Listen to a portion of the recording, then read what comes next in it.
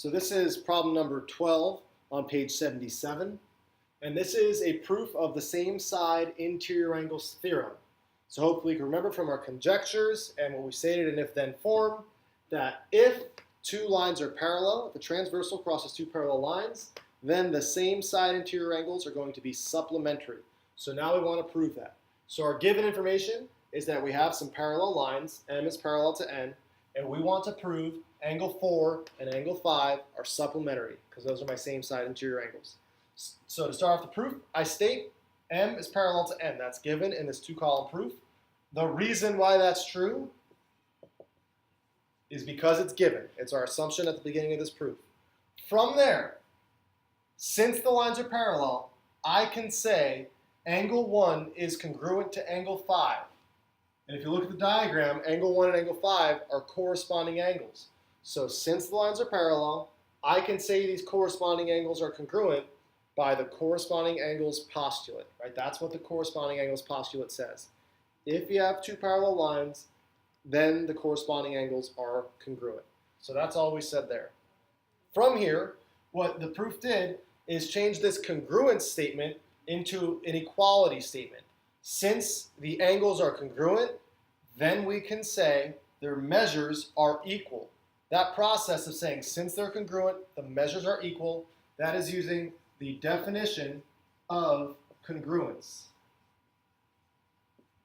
Right? Having equal measures is what it means for two angles to be congruent. So this transition from congruent angles to equal measures is using the definition of congruence. From here, this is kind of a new statement that came from the diagram. It said measure of angle 1 plus measure of angle 4 equals 180. If you look at angles 1 and 4 at the diagram, we can see they're a linear pair.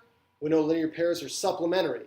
So since they're supplementary, I can say they add up to 180 degrees. What we're applying here is just the definition of what supplementary means. So definition of supplementary.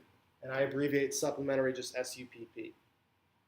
So at this point, to get to number 5, now number 5 says that things add up to 180, but we are not going to use the definition of supplementary here. Since we've got two equations, we've got one equation where angle 1 equals angle 5, and then we've got this other equation that's equal to 180. We're going to use this first equation to say anywhere I see a measure of angle 1, I can replace it with a measure of angle 5. I can swap them out. That's called substitution. So what we do here is we substituted measure of angle 1 with measure of angle 5 in this new equation because of this. So once again, these two things combined to allow me to say this by the process of substitution.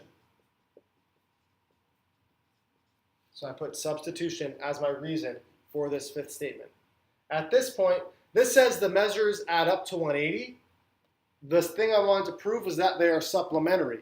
Those are technically two different things, but since you know they add up to 180, we can say angle 4 and angle 5 are supplementary, and we're just using the definition of supplementary angles to make that leap in the proof.